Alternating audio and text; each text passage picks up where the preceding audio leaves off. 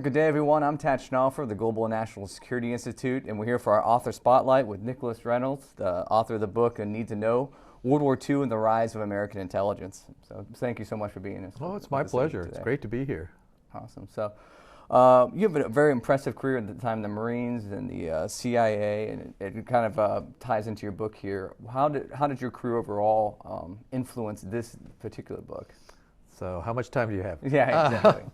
I'm born. My parents were the World War II generation, so that's something I grew up with. You know, they weren't war heroes, but their lives were affected by the war, and so you met people who'd been in the war. You heard them make remarks about, not wasting food or turning out the lights, saving electricity, that kind of thing.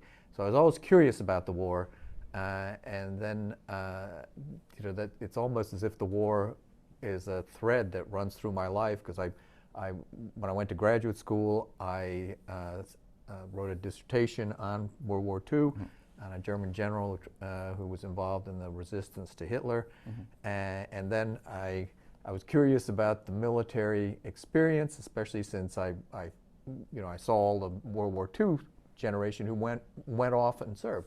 So I joined the Marine Corps. I migrated to first an infantry officer, then the history department, and then eventually I wind up in the CIA. So you add World War II history, you add intelligence, and then finally when I retired, I had time to circle back and try and put it all together.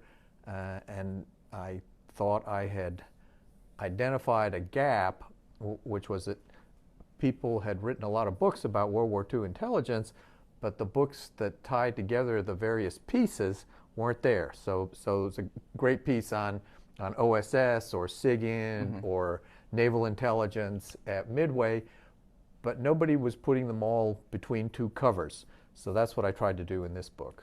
No, I think you did it very well. Thank you. And it's very interesting how you follow individual characters, so whether it's Donovan or even characters like Ian Fleming, right, who kind of pop in and out. So they're very interesting characters in the intelligence community throughout that time.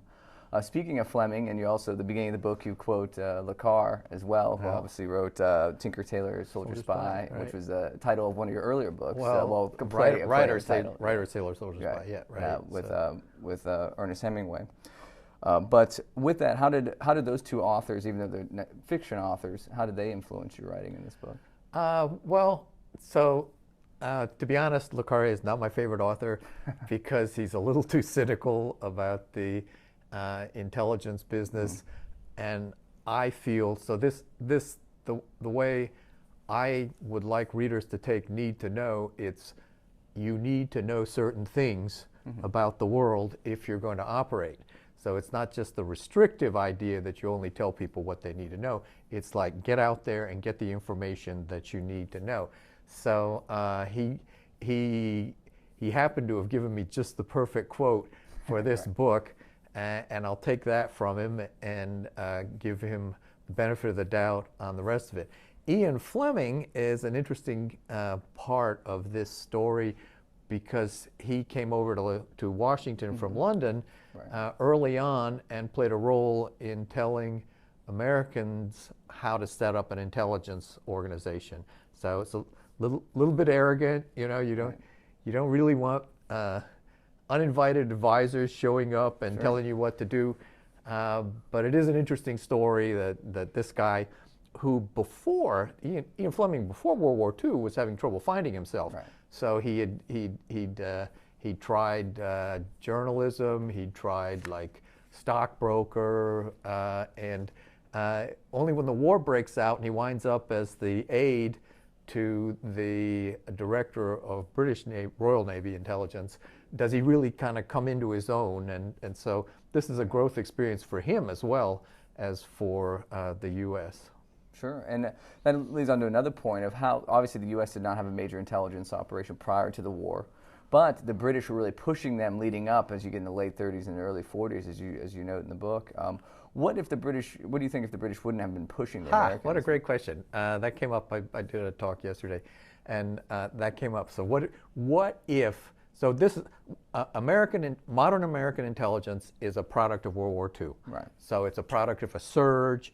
It's a product of national emergency. It's a product of, break the glass, sound the alarm, that you've been reluctant to do up until then.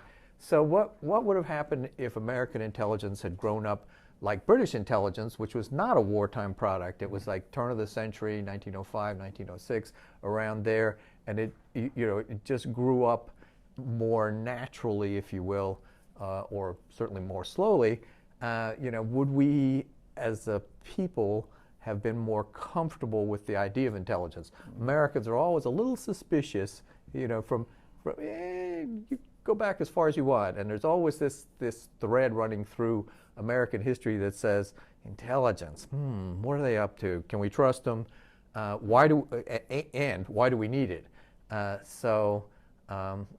It might have been better if we'd grown up more slowly and more organically, but it's a counterfactual, and it's a little hard to see because of the suspicion of intelligence. Like there's a guy in the book here who kind of exemplifies what I'm saying, and it's Secretary Stimson, who at the end of the day is one of my heroes. And Secretary Stimson said around 1930, he said, "Gentlemen don't read each other's mail," and he disbanded the small code-breaking operation that the U.S. government had at the time. But in World War II, he says, hey, that was then. That was peacetime when we were trying to get along with people. This is wartime. It's an existential threat. And have at it, boys, and let me know what you need. And he is a very supportive, involved manager who gives them the resources they need. Sure, because the first time he was Secretary of State, when he said that, and then he comes back as Secretary of War, and he's like, I could use some intelligence going forward. Yeah. And looking at that, so you have all these different agencies that are kind of popping up right prior to the war and then during it. So whether if it's obviously the FBI is existing, you have Army and Navy intelligence kind of code breakers, and then you have these other agencies that are popping up eventually leading to the OSS. But they all still have some stovepipe issues where they're kind of holding information, or they're competing with the other agencies. And we saw that even going past World War II into the present day, where after 9/11 you have the creation of the DNI, Director of National Intelligence, because they're saying that these intelligence agencies get stovepipe. Was the office of the COI, so the Coordinator of Information Office before OSS, would that have been successful if it was able to maintain? You discussed a lot in the book, but I don't think so, because President Roosevelt wasn't fully engaged. It was like he called himself the juggler. He said, there's competing interests here, and I just try to keep the balls from hitting each other. And so for him, COI was another ball to add to the ones in the air. I would also say that the guys like General Donovan, who started COI and OSS, they don't know what they don't know. So they're learning as they go along, and there's a lot of there's a lot of events competing for their attention. Let's put it that way. And so, another thing I like to say is organizing intelligence is kind of like going halfway to your destination each time. So if I go halfway to that wall, the first few steps are dramatic, right? And then I go halfway again, it's less dramatic until at the end it's a few inches, but I never get to the wall. Right. So I like to think American intelligence is getting better, has gotten better, but hasn't perfected itself, and probably never will. It's just the nature of the beast. Sure, yeah, of course, and of course it goes across the board. But the with that, as the Army and Navy, going back to the war, and as the Army and Navy are briefing the president, and they're taking month on, month off, and they're trying to make all these deals because they are kind of siloed and they're not as cooperative. That probably would have been beneficial. How did that affect lead up to the beginning of the war for the United States with the attack on Pearl Harbor? Well, so that was an amazing way to do business, a really bad way to do business, because it's a discontinuity, right? It's not like, well, I briefed the president yesterday or last month about this, and here's where we left off. It's like, okay, I go home, lock my stuff up, and then you go the next day as if I had never been there. So it was a crazy system. That hurt, but what hurt just as much was what they were doing, which was handing the president and the other decision makers raw intelligence. So they pull the decrypt off the teleprinter, they hand it to the senior, they give the senior 5 minutes to read it, then they take it back. Right. So it's only later on in the war that we see somebody saying, hey, we need context, we need, you need to provide a report, not just a raw decrypt. Right, and in there you said like they take it back, because it mentions in the book how President Roosevelt would get a file, he'd read it, and flimsy, right, and then but they immediately take it back, and then they categorize it. Right. So probably a little different system than we have now. Apparently, yeah. And President, did President Roosevelt actually read it? Sometimes he did, but oftentimes it was being read to him while he was shaving in the morning. Mm-hmm. Or he had terrible sinus problems, and so the treatment in those days was to pack the sinuses, meaning his doctor pushed pieces of gauze into the sinus cavities. And so while this is going on, the briefer is going, "Oh, Mr. President, the Japanese fleet has," not an ideal situation. And you note that FDR had an interesting relationship with intelligence. It was more of maybe an amateur compared to someone like Churchill. That's definitely my judgment. Roosevelt he was a supremely gifted politician. Mm-hmm. I mean, he knew how to make people, everyone thought that Roosevelt was on his side.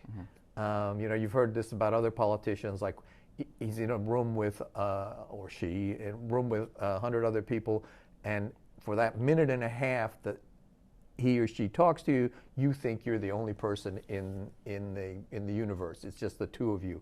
And he was kind of like that. He did a really good job, but he never saw a good job of relating to people, but he never saw the potential of professional intelligence. Let me put it that way. What do you think it was because he was getting that raw intelligence instead of something with more analytics? I think it was his personality. I think I think he would have continued. He continued to operate like a politician, not necessarily a bad thing, but when you're dealing with intelligence, I hope the leader is going to sit down, read it, think about it, discuss it. And that just wasn't him. It was like, come on in, Bill, tell me what you know. Oh, that is so interesting. General Marshall needs to hear about that. Make sure General Marshall hears about it. Right. And it was never a thoughtful discussion about the subject matter. Interesting, but we do see a change, as you kind of described, when Truman comes in. He's a little bit more. And maybe it's me too, right? Maybe it's me, the guy who likes to organize material and put footnotes on it and things like that. But so I'm not Roosevelt. I'm more like Truman. Truman says we need to get this organized. And he too doesn't know exactly what he wants, and he doesn't know what he doesn't know. And poor guy has been president. So Roosevelt dies, I believe, April 12th, 1945.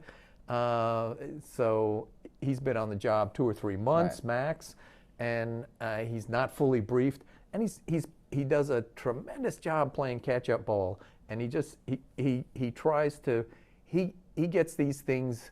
He gets the world in pretty good order in his mind. Not great, but he's just like, hey, we need to. And he has no college. He's a high school graduate, and he just has, to me, this enormous amount of common sense and courage to stand up to people who've been doing this for years, right? So he's a senator from Missouri until earlier in the year. And here he is, the most powerful man in the world, and he's dealing with people like Marshall, MacArthur, Eisenhower, Churchill. Churchill's been running government since before World War I, or participating at senior levels, and he steps right in there, steps right up to the plate. So my hat's off to Harry Truman. Sure, yeah, and obviously he makes the big decision post-war as the OSS is kind of folded up back into the military. And he fires Donovan, right? Which I think was the right thing to do. I think Donovan is like an entrepreneur or a disruptor or an inventor. You need him to come in and get things going, but after that you need a different kind of personality to run things. Right, and you discussed, like I said, very interesting as you follow different personalities. General Donovan, obviously, a big piece of that as he came in as the COI and then an OSS. But he had a very much focus of getting out there in front and kind of leading in the field instead of the office work. Right? Exactly. He wanted to get out there and lead troops and expose himself to, which he did 2 or 3 times during the war, expose himself to enemy fire. And Roosevelt, who's usually pretty cagey about discussing other personalities, picks this up and says to one of his confidants, he says, you know, Bill Donovan, good guy, but maybe we should just send him to an island where there's a few Japanese, and he can have a good fight before breakfast, then have breakfast, do a little office work, and everybody will be happy. He'll be out of Washington, and he'll be in combat, and he's basically saying, and we don't have to worry about him anymore. Right. Get him out of D.C. because he's, like you said, a disruptor. He's a disruptor, yeah. But it was his personality that really pushed the OSS to get out there on the ground. He did. I mean, he did. So this is not just me speaking after reading the tea leaves. These are people who dealt with, thoughtful people who worked with him at the time, who said, you know, he's done a great service by introducing the idea of intelligence to Washington, but he just doesn't know how to organize an office. Right. Yeah. I mean, he did have the nickname Wild Bill. Right? Wild Bill. So, Wild Bill. And the other nickname was Seabiscuit. It was a racehorse in the late 30s, I think early 40s, and so he was like Seabiscuit going, you know, dashing around the track. Yeah, because you note in the book that he would tell his deputy, who was in charge of the OSS, be like, "I'll be back in a couple months." Yeah, and he would just take off around the world. Yeah, I think he says I'll be back in a month. He was back in 3 months in that particular case. Yeah, and then again, he's not just going to different office visits or embassy parties. He's in Burma. He's in all these places. Well, and he's landing. I mean, he's getting his feet wet in invasions in the Mediterranean theater. Yeah. Yeah, very interesting. Do you think that on-the-ground approach assisted with intelligence? I mean, because you have different you have humid, all these things, but... So, I tell you what, the part that did work was when he showed up, and it's like a general's visit. I mean, you know, if the general just talks to the other generals and doesn't talk to at least down to the 3-shop level, the visit's probably wasted. And if it's a really good general, then he goes down and he talks to some of the people on the front lines as well. So that was encouraging when Donovan showed interest like that. But it's also kind of disruptive to people's plans, because Donovan would say, "Oh, you know, toss that plan out. You know, I've got a better idea here." Sometimes he did have a better idea, but it's really demoralizing if you've been working on a plan for 6 months. Guy shows up this morning who hasn't been here before. You start to brief him, and he goes, "No, I don't want to hear any more of that." Right. Well, and he was a lawyer, right? Before. He's a lawyer. He's a trial lawyer. So it's a zero-sum game. So one side loses, the other side wins. So it's not like you come to a little bit of this and a little bit of that. It's like, I win, you lose. Right. And of course, he had World War I service, but a lawyer in between. And that's what I found really interesting, was the number of people that were pulled into the government in these higher-ranking positions just by kind of working. Because I work at the law firm with Donovan or somebody else, and all of a sudden I'm in a higher-ranking position in the OSS or whatever. So there's a number of ways you can read this book, and that's one of them. You can go like, I didn't realize there was this stream of lawyers. Right. Yeah. And Donovan, but also in Siggins, there's a bunch of lawyers involved, and you have to give them credit for leaving these lucrative practices. Sure. A lot of these guys were well over the age of military service, and if somebody had said, "Oh, yeah, you served in World War I," or you're 55 or 60, and you're just going to sit this one out, who's going to say no? Right. But no, these guys do serve, and it's a subcategory of the greatest generation that we don't always focus on. You know, we remember the 90-year-old who landed at D-Day and fought at Tarawa. There's a gentleman I occasionally have lunch with. He's like 97, and he landed in the first wave at Tarawa. Wow. But we don't think of we don't think of the lawyers who also contributed to World War II. Yeah, and there's a big number of them in the intelligence community. Yeah. But again, it's interesting that personal arenas where people were being selected from. Like, okay, you're Ivy League, I know you. Well, that's it. So that's part two of this, right? So that's the less attractive part is that it's a closed world. I will bring people I know to Washington. It's not like we throw the we open it up to as a meritocracy. Now, I tell you who did do that to a large extent was Army intelligence when they need more people. So both Army and Navy go looking for women, right? That is the labor pool that hasn't been tapped. And the Navy says, well, we're just going to go to the exclusive schools and get the people with good pedigrees. The Army says, we're going to go looking for people who pass this math test, no matter where they're going to school. If they score really high on this math test, and one of the stars they have is from Buffalo Teachers College, and Jean Grochen, and she's just a whiz at math, and her scores in this federal classifying test are just off the charts, and so they go, that's the one we want. And she's one of the ones who helped break the Japanese code in 1940. Right. Yeah, no, and as an Army guy, I appreciate that. So we are smarter than the Navy. There you go. Yeah, exactly. No, it's very interesting, again, about where the pools of people are coming from, and the Navy has a strict sense of it. But even within the government, a lot of people ran within circles, particularly kind of this World War I crew that came back to run World War II.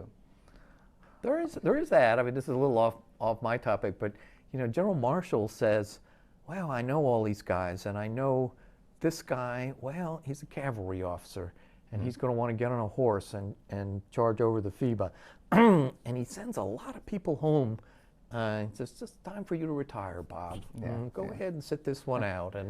And they come up with a pretty good crop of generals in the end. It's not exactly my field, but I've seen that, and he's a big proponent of SIGINT as well. Sure. And as the war progressed, it did the different kind of intelligence aspects. So you talk a lot about crypto and SIGINT, but what about the development of HUMINT and these kind of like paramilitary operations that really happened over the OSS with Donovan? They're in their infancy, and my argument is they don't get that far. I mean, it's amazing they get as far as they get, but compared to SIGINT, they don't get that far. So then SIGINT's had a head start, right? Because I mentioned the guys who, Stimson sent them, closed the black chamber in 19. But you know what? They continue to work. They just, they literally closed the black chamber, which was a townhouse in New York.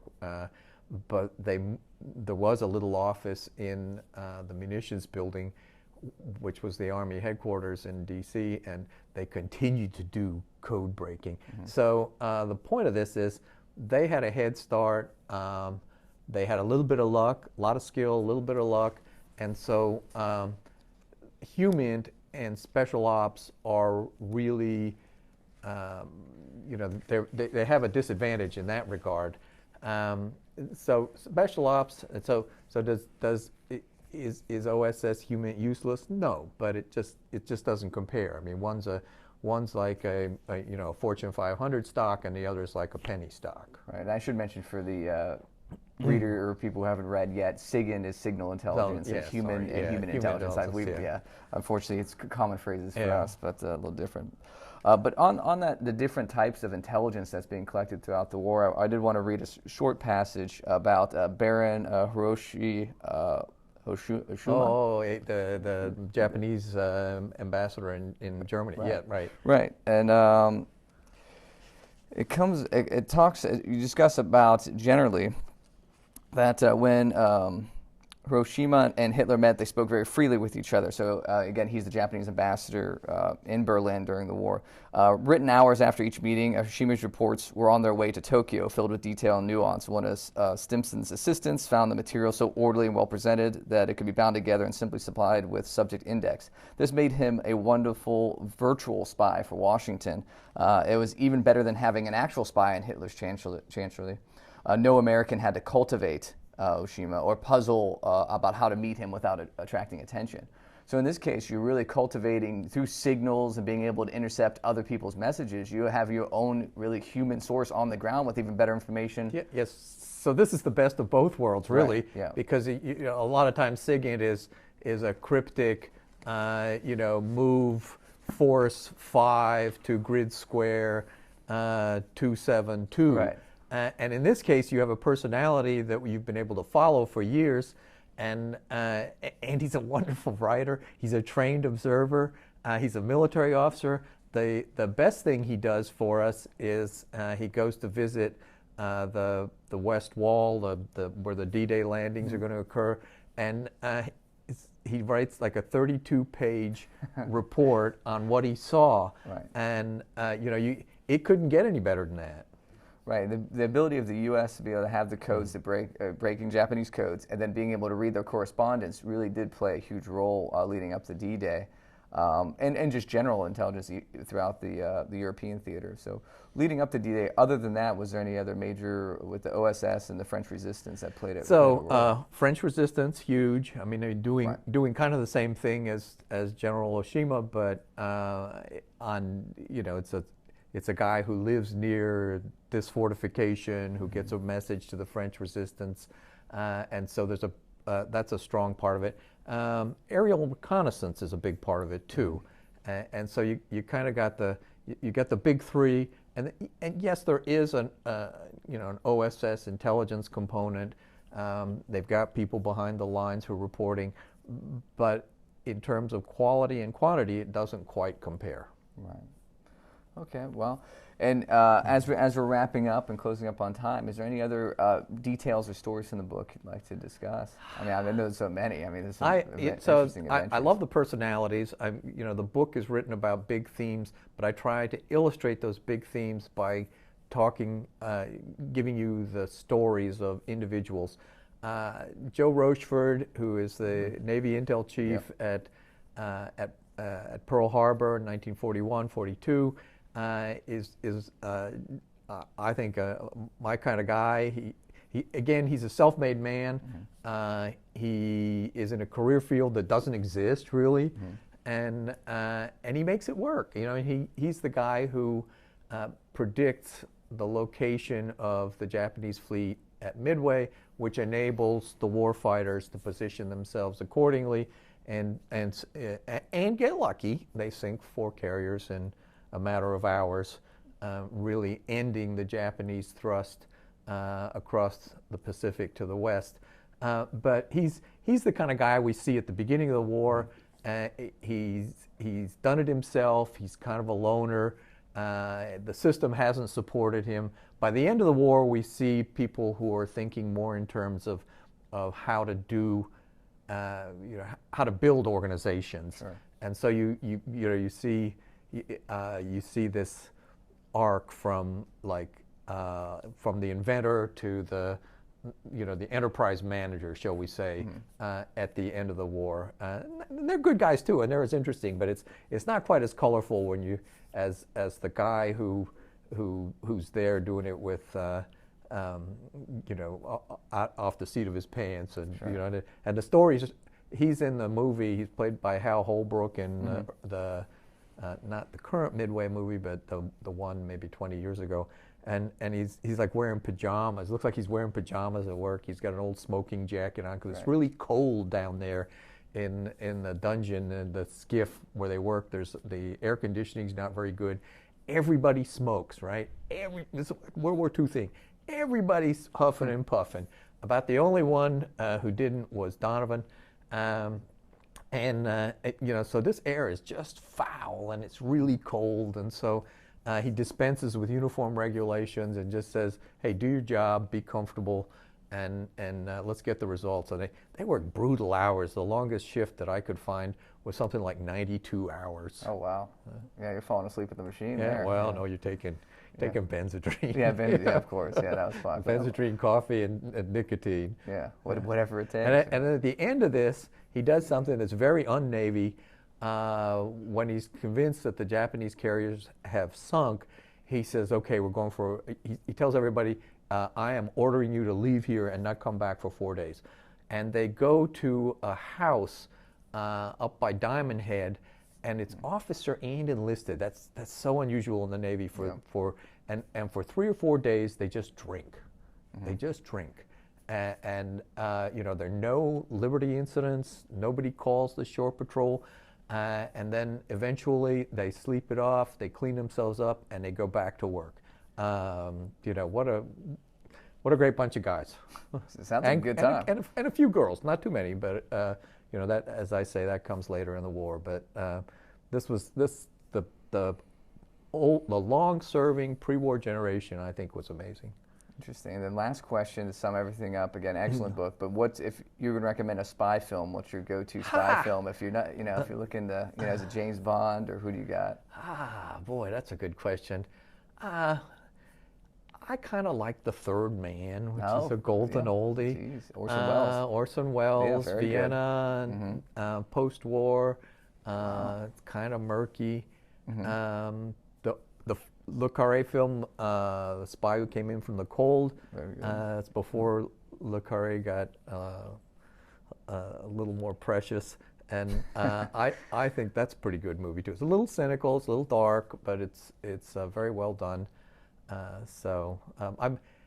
lean a little bit when it's World War II. I lean a little bit to the films like Midway. I mean, where intelligence is part of the picture, but you also see you don't just dwell on that part, but you see, okay, he did his job, and here was the result on the battlefield. Yeah, the problem with a movie on just signal intelligence is just a lot of people. Well, yeah, thank you. That's a great point. So and I think that's part of why people haven't written as much about signal intelligence. So they came to the office, they issued the yellow pads, they issued the pencils, and they got to work. And you know, so you really need to tie that work to a result on the battlefield, or a result, you know, in government organization, or something other than just signal breaking. Or personalities.